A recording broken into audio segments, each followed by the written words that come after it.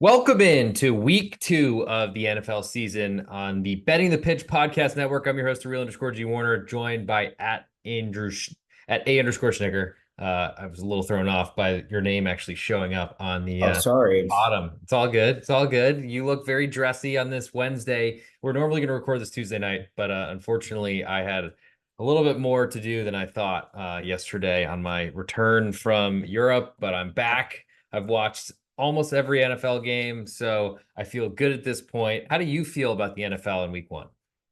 Griffin, since this is a safe space, It is. week one was terrible. Okay. It was a rough week. Well, That's the truth of it. do you want to wax poetic on it, or do you want to move on? What are you looking No, for here? I mean we can do a quick little dive. I mean, these numbers have been beat up. We've been looking at these numbers for 5 months, and I think the preconceived notions or things that you read throughout the preseason and before you start building the cases in your head before you've seen the product out on the field. And sometimes, that's the best advice of, it's a marathon type season. And so you're watching the games and taking slices and pieces of each one.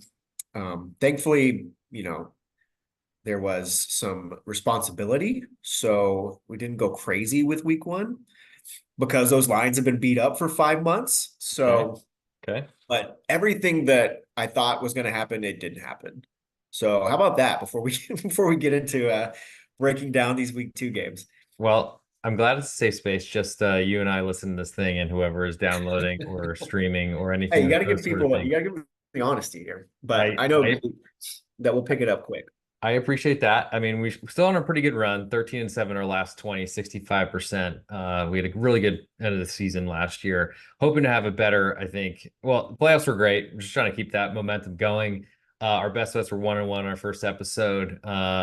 And we can get into those in a little bit. But the plan of attack on this episode is go through a 6-pack of games. We're doing the main slate. So Thursday night football, the Bills at the Dolphins, Sunday night football, no Saturday, Sunday night football, the Bears at the Texans, and then Atlanta at Philadelphia on Monday. And then we're going to do 3 games that we go, I guess, ping pong. I'll let you pick the first, and then I'll go the second, and you go the third to fill out our 6-pack. We'll come out with best bets end of show, and you'll grade them and hopefully not ridicule us because we've been rolling and we plan to continue to keep that happening. So my best bet week 1 was the under in the I guess formerly San Diego Chargers, Los Angeles Chargers at home for a Las Vegas Raiders team that basically played a home game. And I'm not going to forget that the Chargers play 17 road games a season. Never, ever, ever. And honestly, I'm kind of glad I didn't think about that as much in week 1 because I would have played the Raiders, and that was one of the worst beats until we got to Sunday Night Football and saw an incredible overtime game, which they don't call it undertime, as someone once said. So, and especially as I just lost my 7th straight Major League Baseball extra innings bet, which is a really nice precursor to this episode. But your Doom best and bet gloom was the so far Browns. today. What do you think about the Browns and their performance? Because the Cowboys certainly look like a team we wanted to fade all year away from home based on last season. Yeah, I mean, I going into the year, I felt good about the bet. And then, we talked a little bit offline about the offensive line, and we knew that, there were Conklin and I'm forgetting the other tackle's name, um, were That guy. recovering and they were back at practice, but then it turns out that neither of them play. And then we've got, reports coming out about Deshaun Watson and shoulder soreness and all these kinds of things. So we made that selection. And then as more information started coming in, because we did that episode, like 2 weeks ago, Yep. Early. Thank you for started to accommodating my feel like, schedule. oh boy, this is nothing is trending in the right direction on this when I felt really good about it during the summer. So, I mean, we may talk about the Browns a little bit more, maybe a little bit later on this episode, but yeah, clearly things are not working. And maybe that defense, which is still very strong, was a little bit fraudulent last year, maybe boosted by a softer schedule. Maybe a top 7 or 8 defense, not the number one overall defense. Got it. All right. So we'll start with the Thursday night football game. And if you are listening to us on wherever you're getting your podcasts, if it's Apple Podcasts or on Spotify, please leave a 5-star review. Cheat for the search rankings. If you're on YouTube, also appreciate that. Subscribe to the channel at @thereal_G Warner. And of course, we will be cutting, or I will be cutting, a 1-minute video of our best bet and putting that out hopefully a little bit early or on this Sunday, as the France time having to convert from Central Time to Eastern Time is sometimes hard enough for me. But then trying to figure it out, plus or minus 6 hours, that was a big chore. But I'm back into a place with far inferior chocolate croissants. And we'll start with the Buffalo Bills visiting the Miami Dolphins. Currently, the Dolphins a 2-point favorite on BetOnline. All lines quoted courtesy of BetOnline, SportsBetting.ag, their sister site. We have links in the podcast descriptions on Apple Podcast, Spotify, and on YouTube to go get some free money from those casinos. But the Bills 2-point underdog, even money right now. So it looks like 2.5 is probably the market across the world. Over under is 49 on this Thursday night football game. What do we think about maybe the week 1 takeaways? Dolphins with a big comeback against a pretty big deficit to the Jacksonville Jaguars, and the Bills kind of had a big lead, but let the Cardinals back into it. And one of the more interesting, I think, spread decisions, considering Arizona, everyone liked all summer, and then they looked pretty bad for a while and somehow snuck inside the number.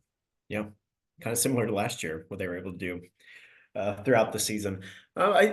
We can go quick with looking at last week's perspectives. I think slow start for Miami, but like if you look at the box score, you look at the advanced numbers, the offense had so many yards. They just weren't able to score. I do think, the turnover where Etienne is about to run it in, that might have changed the result of the game, and they create the fumble near the goal line. But I still like the Dolphins, especially early in the year, especially at home. I'm not worried. Josh Allen, he's got the left hand issue that got checked out, and he was all clear to go. But I feel like Josh Allen is looking at this season as if it is all on him. He's looking at the weapons that he lost and looking at a defense, a secondary that's pretty suspicious. And I think most of the market and most of the perception is down on the Bills this year, and I tend to agree with that overall. But I also I like this matchup for the Dolphins. I like that. I think they're going to be able to run the ball well. I think their offense is going to be able to click. But early in the year, just like we looked at 4 days ago, are they going to be able to produce with the results? Because if you look at it from that side, I really like the Dolphins, how they match up with their skill position. Do you have any thoughts? Well, the Bills with a very juiced under 10.5 wins coming into the season. Dolphins a very juiced over 9.5. So probably you could argue maybe the Bills were slightly better, maybe 10 and change versus Yeah. slightly higher than the Dolphins 10 and change. So maybe not a huge difference between those two. I feel like we've seen the Dolphins. I think the week 1 game was their only 1 p.m. Make use of the sunshine side of the field versus their shade, because this is a night game, so that probably won't matter. Bills Yeah. not used to sub-zero temperatures at this point in September, so I think that works pretty well for the Bills in terms of scheduling. I mean, you're right on with Josh Allen. I mean, it looks like, who are his teammates? Like the receiving core is completely evaporated. Maybe it's addition by subtraction without having Stephon Diggs there, but he usually starts seasons well. And I just don't really know what's going to happen with that offense. You could say a lot about James Cook as well, and not really having much belief in him. Plus, whatever the heck is behind him in that offense. It seems like Josh Allen and some tight ends, which could work, and certainly probably works better in cold weather and in really awful Orchard Park, New York. Not that that's a bad place, but the weather there, especially late in the season, snow games and such. The Dolphins are going to play a fast game. I don't know how the Bills defense will react to that. And I do feel like the Dolphins will probably come out a little bit more motivated to start this game against a divisional opponent, likely one that they're going to try to separate from to win the division, unless the Patriots are going to somehow upset everyone every single week. And I guess the Jets are still around in some sort of capacity. But I think we are aligned on this one. Do the Dolphins feel cheap to you at only 2-point favorites? Well, we're looking at market. you and I have a slightly different edge on home field advantage, but not enough to really like change much here. Maybe a little cheap. It might be a little cheap. Um, I And think your early in home the field year advantage is for this, I would give two. okay.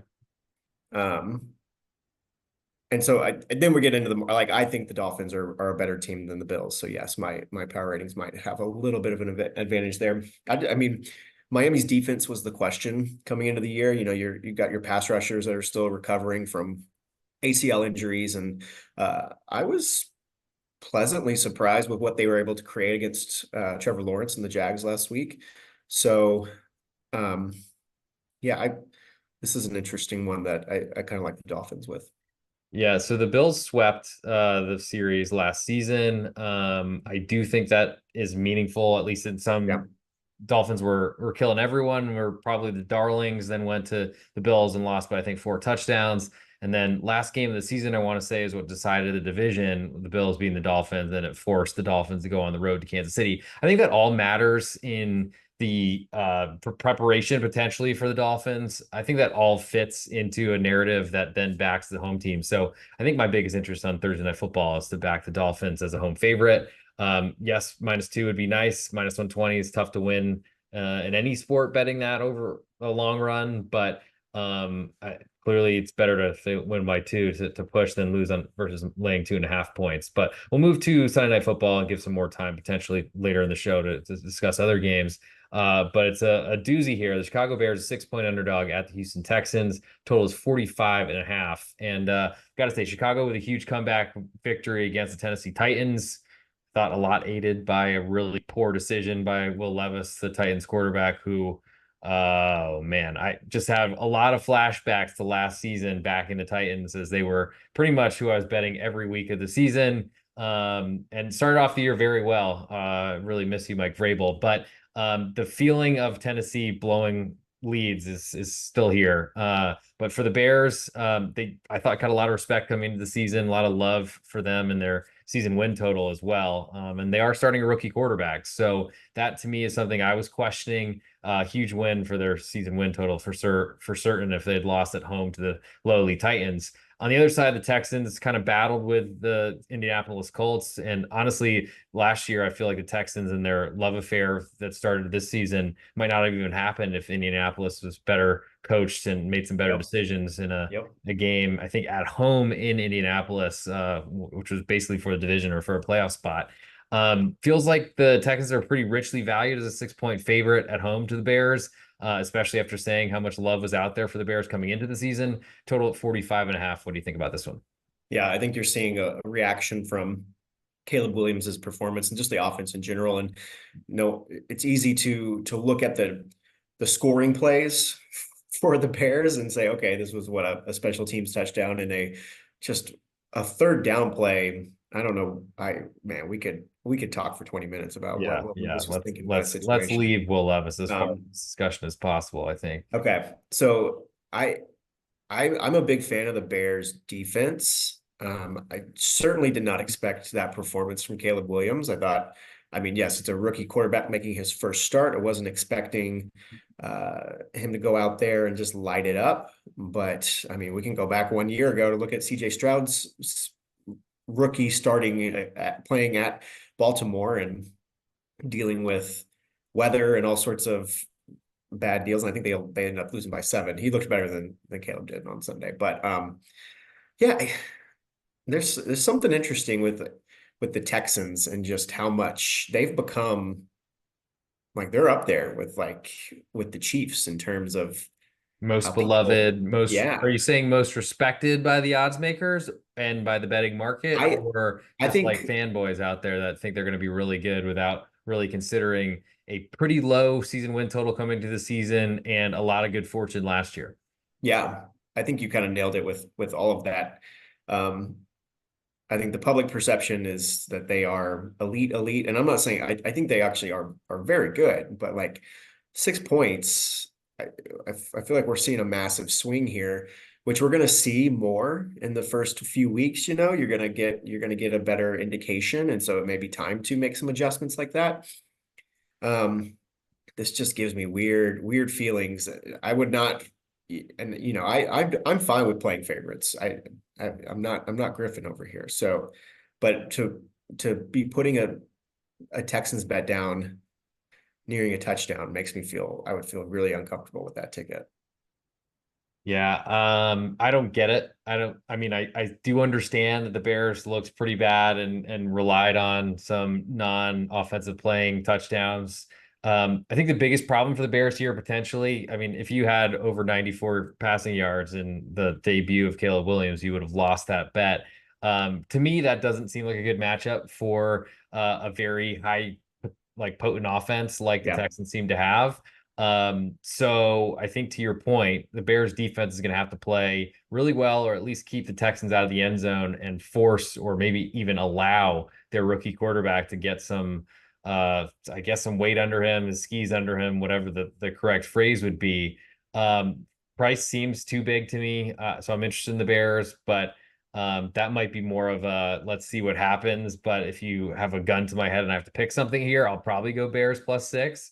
I just don't know that I feel confident enough. And I feel like quarterback's the most important position. I'm not breaking any news saying that, but unless you have some sort of comfort in backing Caleb Williams at week one against the Titans, who aren't supposed to be any sort of good this season, unless you think that's something you can shake off in a simple week, then I can understand maybe a lot more love for the Texans. I'll move to Monday night before we get into our three, I guess, back-to-back picks to fill out the six pack. Atlanta Falcons at the Philadelphia Eagles. Falcons is a 6.5 point underdog on the road in Philly, coming back from a long, long trip. Back-to-back home games, I guess you could say it for the Eagles, though I'm not sure Sure. Sao Paulo is got the cheesesteaks, same ones that you'd see at Lincoln Financial Field, which I shouldn't mention because they're not sponsoring this podcast. Oops. Anyway, total's 47 here. What do you got on this one? So, you know, this was the spotlight game on that Friday, and I know you just recently caught up from your I honestly like I planned to watch it. I thought it was you Saturday, thought so it was all of a Saturday. sudden Hey, I just you know, screwed that's the what whole thing happens up. when you're across the country, across the world rather. You have Yeah, no idea go what's going on back here. yeah, go me. Um, so my takeaway, the Eagles offense, again, we could kind of copy and paste on the ideas of what we talked about with the Dolphins and really even the Texans offense of just how many playmakers they have. And that's, you know, the fantasy world that we live in. That's basically what people look at now. I'm going to flip it to the other side of the ball with the defense because that was what I was most interested in seeing. Vic Fangio, I like his style, but I also know that his scheme usually takes a little while to get going. I was impressed with the front seven. I thought that they played pretty well up front, and the secondary as a whole was fine. I think that there are opportunities for explosive plays right now with the Eagles defense. I think they're going to give up some explosives. The question though is like the Falcons cannot. Kirk Cousins can't throw it like 25 yards down the field right now. And so are the Falcons the team that can exploit that weakness? No, not in my opinion. Not from what I saw. Steelers, obviously, I think are a top three defense in the league when they're all healthy, but um, like that, the Cousins is not going to be the player that can exploit Philadelphia's learning curve or Philadelphia's woes or weaknesses in that secondary. What do you Sure. think? Well, I just wonder. I mean, I'm kicking myself for not playing a Falcons under team to or regular season win total 9.5 wins. Yeah, That was one. I mean, a long list, laundry list, and of course, I can pick out the ones that I felt best about based on them losing the first week. But as a decent sized favorite at home to a Steelers team that had a lot of questions, maybe you could argue revenge game from the former Falcons head coach. Now calling plays or at least running some sort of offensive scheme until he's relieved of his duties in a few weeks for the Steelers. That game, I mean, it didn't really seem particularly close to me. And the Falcons are one of two teams that are relying on aged quarterbacks coming off Achilles ruptures or tears. I don't know if that because there's so many reports this offseason, summer, whatever, within the last few weeks about how great Kirk Cousin looked. yeah, Felt like his PR team was out there just telling yeah. They everyone were he liked working that the hard. whole time.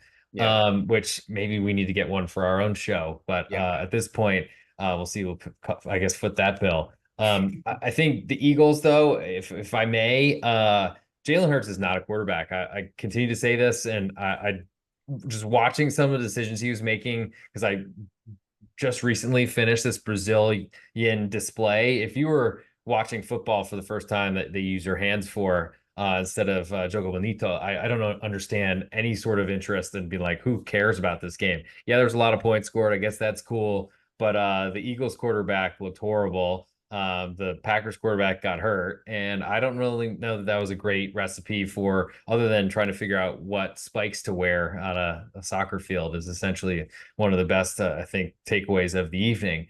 The Eagles, you mentioned pass defense might be a problem. I just felt like the Eagles winning that game, I'm very surprised that they did. It seemed to Hmm. work out fairly well for them. Yes, the crowd should be good in Philadelphia. It's a hostile environment. They're not throwing batteries at Santa anymore, but I think it's still something across all sports where Philadelphia teams are hard to beat at home. But I just feel like the Falcons, I don't know what price I would need to back them. Like if I got a full 7 points here, which it's looking like the line is trending toward, that might be a good thing to have in your back pocket. But I don't know what the Falcons like. It might not have been Arthur Smith. I mean, it seemed like he was definitely responsible for a lot of their problems, but Bijan Robinson, as both of us Texas alums, we hope he has a great career because I'm sure will lead to more donations to our program. But I just don't know necessarily that he's an answer. Kyle Pitts is disappointed. Drake London being this fantasy superstar coming into the season, I just don't see it. And honestly, was very nervous in like the third or second round of the drafts, depending how big the league size was, being like, "Oh my God, is now the time I take Drake London and want to vomit the rest of the year?" Yeah. I don't know if you have any response or thoughts to those before we get to our other three games on the list. No, I think the Falcons are just in a tough spot right now. They said it on the broadcast. So what Kirk Cousins is doing has not been done. Like a quarterback injuring his Achilles like that and then being able to play the very next season in the season opener, like he was doing something that hasn't, I guess, had been done one other time, and now I'm forgetting the quarterback that it was. It wasn't that long ago, but and so I think yes, I was with that. I took the bait on the practice reports talking about Cousins being more mobile, talking about Cousins uh, feeling good in practice, but the game plan, I think that's where you can look at and say, okay, otherwise this is not the Kirk Cousins we were expecting. And like maybe at the end of this season, if we're looking at these two teams again, and somehow they're ending up in a playoff matchup, or like maybe time will tell, and Cousins will able to get some of that strength back. But just the game plan, it was so dink and dunk and everything short.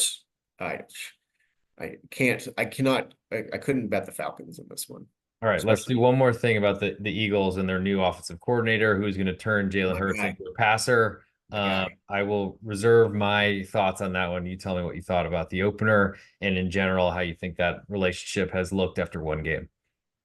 Well, I think it's good. And I know I'm going to try to dance around it because I know your Jalen Hurts opinions, but I think like he's the right coordinator. Well, it'd be pretty hard to get a coordinator that would mess up the amount of skilled players they have, honestly. But the offensive line looked great. We can talk about Saquon's performance. I think that's going to be a staple because no matter what running back you've had with the Eagles, they've been able to get yardage. And so now you've got this elite back. I think that's what you hang your hat on. If you think back to Kellen Moore and what he was able to do with Dak Prescott, um, yes, I know Prescott is a better thrower. Um, I think it's going to be hard for opposing defenses to stop every single piece that they have. I think that's right. I think Saquon is a huge upgrade over Miles Sanders, for example. But and his probably he's going to steal a lot of touchdowns from a Jalen Hurts owner like myself. It's amazing because I'm literally talking against our fantasy league's quarterback that I'm currently holding on to and wondering what the heck I've done to myself. But it is what it is. I also drafted Christian McCaffrey and was literally on a plane like stealing Wi-Fi to try to switch in another running back, which Somebody Monday else. night of week one was really fun. Just I'm thank you. sorry you couldn't get Jordan Mason, man. Yeah, unfortunately, I was already beaten to his handcuff. So, just another year, another title for Nathan Miller. Hope you're listening. I don't think you do. But anyway, congratulations. There's all the hex and all the jinxes I could do potentially to keep another trophy out of your hands. I think it's time now to hit our final three games, and you get to pick your first favorite that you'd want to talk about. It doesn't have to be your best bet, of course, but that'll come end of show for anyone that's listening on Apple Podcast, Spotify, or on YouTube. Please subscribe and leave a 5-star review. Which game, while I keep stalling and saying things that publicize our other episodes on the Betting the Pitch Network, which game would you like to start with? Let's start with the Tampa Bay Bucks and the Detroit Lions. All right, Bucks 7.5 point underdog on the road at Detroit. Over under is 51. What is your initial, or do you want me to go first on my thoughts about this one because you picked the game? That's Yeah, probably let's do that. Let's do that. okay. So big price here. Baker Mayfield never ever going to get respect as a quarterback, I don't think. He's bounced around plenty of places. Seems like he's finally found a home in Tampa, and don't think it was the coordinator that left for the Carolina Panthers head coaching job. I do feel like it's Baker, and I felt like that was a pretty cheap line. I was a little bit thrown off by it, and kind of wish I had followed through with an interest in fading the Washington football team, professional football team. It's very easy to say that, of course, after seeing results and things of that nature, but I just felt the Bucks were good. They've played pretty well at home the last few seasons. Now they go on a really tough road trip to Detroit. Now, Sunday Night Football, incredible cover for the Lions if you're one of those backers, or just painstaking, horrible loss if you were the Rams backer. And honestly, I'm surprised I wasn't one of those on Sunday night, but that's just usually how it goes. I felt the Rams were down a bunch of offensive line pieces, and it got worse during the game. And all of a sudden, they were in a 17-3 hole, and then they took the game to overtime. To me, that is as positive of a takeaway for the Rams, though we're not talking about them in this game. I think it's a huge negative for the Lions, and I feel like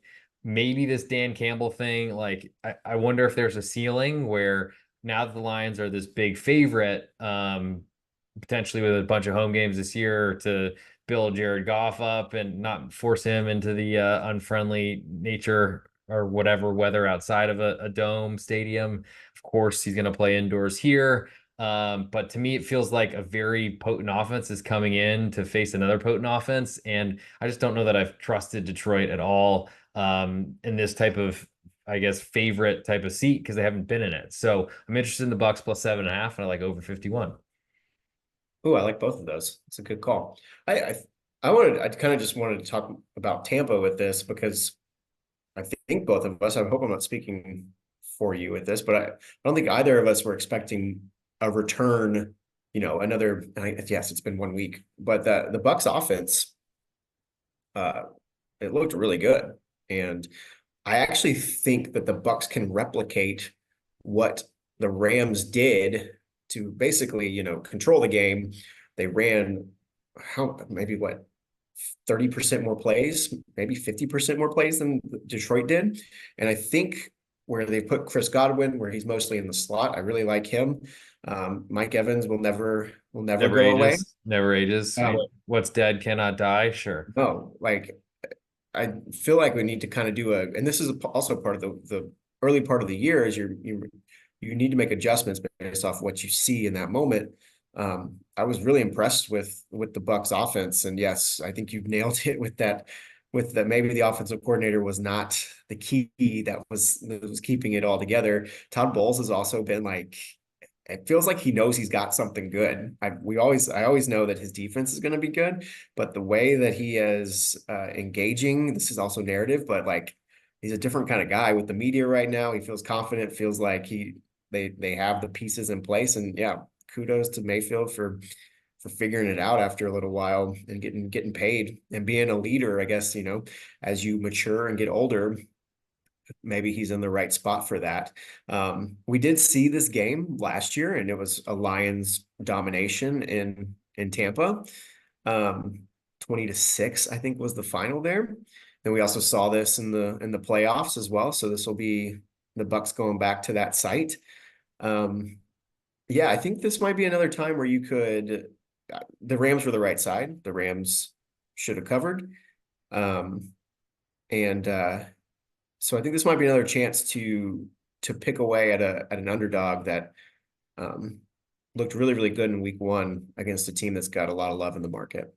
Yeah, which is a little bit scary to back an underdog after looking good in a certain week, especially the week True. before, especially week one of the NFL season. I'm kind of interested to have already seen this number tick up from 7 to 7.5 at Bet Online. So clearly there's some love for the Detroit Lions at this point. I don't know of any injuries, and certainly every week Mike Evans gets a little bit older, but at this Doesn't. point, I just feel like that's not big enough to scare me away.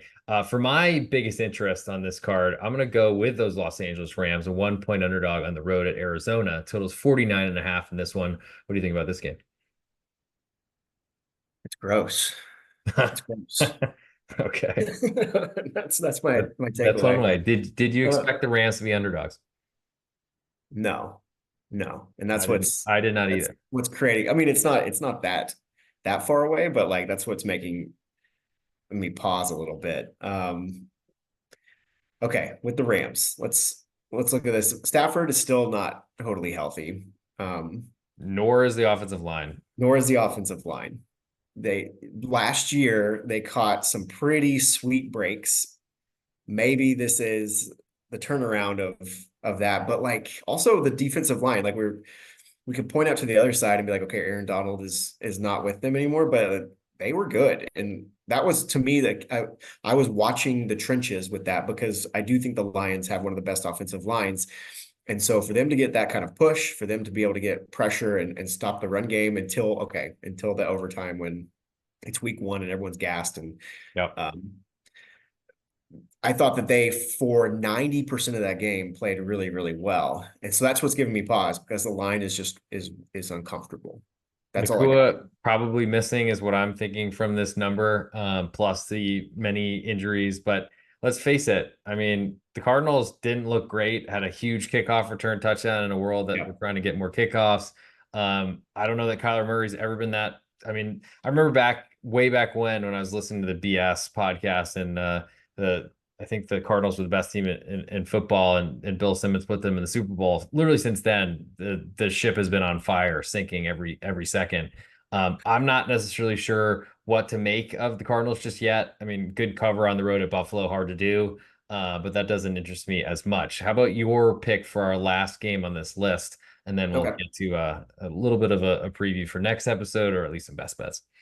All right. Well, I wanted to get to be able to talk about one of the more surprising offenses from week one. Let's go to Minneapolis. 49ers traveling on the road after their big Monday night win to take on the Minnesota Vikings. Yeah, so we have the 49ers a 5.5 point favorite on the road in Minnesota. Over under here is 46. And a lot of questions. Will Christian McCaffrey play? Will I be scrambling for a running back? I guess at this point at 1 p.m. Eastern time on Sunday, hopefully a few minutes before because I'd have already missed the kickoff. But regardless, I think the Vikings, I mean, I played the Giants week one, was amazed, impressed, incredible performance from Sam Darnold. I think he completed his first 12 passes. A huge, incredibly bad defensive pass interference call, pushed a drive from 3rd and 16 for an automatic first down, and the Vikings never really looked back. Defense looks pretty good. I feel like Brian Flores is getting a lot of love from Jonathan Vilma and the broadcast crew. I guess I did watch that whole game, as painstaking as it was. Niners on the other side, I mean, they have a plug and play, rinse, wash, repeat. It doesn't matter who's in the lineup. It seems they're still going to run the ball. They're going to have success. The Vikings have been very good at home over the years, but this does feel like one of those scenarios where the Vikings are potentially overvalued. But then again, I don't think they could be against the 49ers, nor as a 5.5 point underdog, because that still feels like a pretty big price. Total here, I don't really know if I have that much of a feel for, but I do think the 49ers can kick some field goals, as we saw that on Monday night. Yes, they certainly can. Jake Moody he had a good night. He had a very, very good Did night. swung a lot of fantasy Detriment, matchups, for sure. detriment of me for Mm, sure. sorry. Both of these offenses, I think, are elite. I'll say that because I think Kevin O'Connell doesn't probably get enough credit for what he's been able to do with the quarterbacks that he's kind of molded into decent quarterbacks over the last, I guess full season at this point, if you're including Darnold in the offseason. Yep.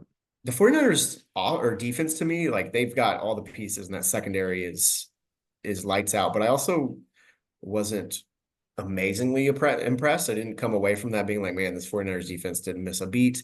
I'm interested in the Vikings here for that reason, but it's alarming to me.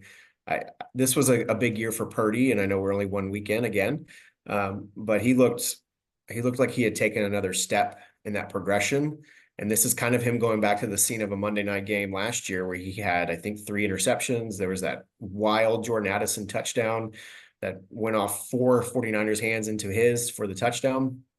Um, but to me, I'm just really impressed with what the Vikings were able to do. And I'm interested in that. Yeah, I mean, Giants had no chance really. Daniel Jones, he was a running quarterback for a while. I was like, damn, Dayball trying to get him taken out. But it worked okay, I guess, for a little while. But and even the Giants got a big turnover, and that's what scored their first field goal. But from then on, I don't know how the Giants are going to move the ball. I think that might be more of a Giants story than a Viking It's story. true. We'll Yeah. certainly see from one end of the spectrum of offenses to then the San Francisco one what that'll all look like. But that'll do it for our 6 pack of, I guess, NFL games on this week 2 episode. I think it's one of the best weeks to bet of the NFL calendar all season. Look for who played really well in week 1, especially if they're playing a team that didn't look great. Those are the sides you want to back, as everyone's been over moving and doing all those sort of things with the numbers. Before we get into our best bets, you should follow us on Twitter at The Pitch Betting is our Twitter handle, at @A_Schnicker, at the real _G Warner. We will be posting stuff as much as possible throughout. Some of us a little bit more marketing intensive than others, but we will be making that happen as much as we can this season. Of course, Why are you glaring at me like that? I'm not. I'm just tired. It's been a long 2 weeks. And I got to say, if you're looking for a shorter way to consume this, please follow at the real_G Warner on Instagram and also on YouTube for the 1 minute reels. I will be tweeting them out as well, but that's the best place to find them. And of course, make sure you subscribe to the podcast at the real_G Warner on YouTube. Leave a 5-star review on Apple Podcasts and on Spotify. So it's now time for our best bet portion of the show, as we have 3 minutes, and I don't think we have more time to do anything else. So at _Schnicker, Okay. tell us your best bet for this week 2 NFL. Okay. I can't quit the Browns, but I'm not taking the Browns in a bet. I'm going to take the under. We're going to go 41. Yep, Under 41. 41 with Jacksonville and the Cleveland Browns. Quickly, Jacksonville's offense to me feels a little bit stale, and Okay. I'm questioning really where their high power is going to come from. We all saw the passing chart for Deshaun Watson, talking about the shoulder soreness, a running game that really needs to be the staple for Kevin Stefanski, but he doesn't have a running back that can set the tone. So I don't see either offense having a lot of success here, and I'm hoping for a punt fest, or maybe just offense is good enough to get like 1 or 2 first downs and then they punt, and we'll just play that game back and forth. Heck yeah, try to avoid the simple kickoffs as much as possible. Yeah. Hey, this is the real_G Warner on Instagram, Patreon, Twitter, and on YouTube. This is the week 2 edition of Betting the Pitch NFL podcast with my good friend at @A_Schnicker. We are on an incredible run, 13-7, our last 20 best bets, 65%, including a great playoff run. 1-1 week 1, not going to do anything too badly to your ROIs or our percentages, but certainly looking for a 2-0 on this episode. At @A_Schnicker just gave you his best bet for week 2. He went under on the Cleveland Browns, Jacksonville Jaguars, under 41 points in that matchup. I'm the real_G Warner. You can find me, of course, on YouTube. That's where our podcasts live, Betting the Pitch on Apple Podcasts and on Spotify as well. For my best bet on this episode, I'm going to go with a game that @Schnicker actually picked earlier and wanted us to talk about. I'm going to go with those Tampa Bay Buccaneers, 7.5-point underdog on the road at Detroit. Take the Browns, Jaguars under 41, and those Buccaneers plus 7.5. That'll do it for this episode. Thank you all for tuning in. We'll see you next Tuesday night, and we'll try to keep that cadence going the rest of this season. Of course, thank you for sliding in our DMs and telling us how great we were after week 1, and we hope to continue that for the rest of the year. 65%, not too shabby. We're only shooting for 69% because we like to say nice.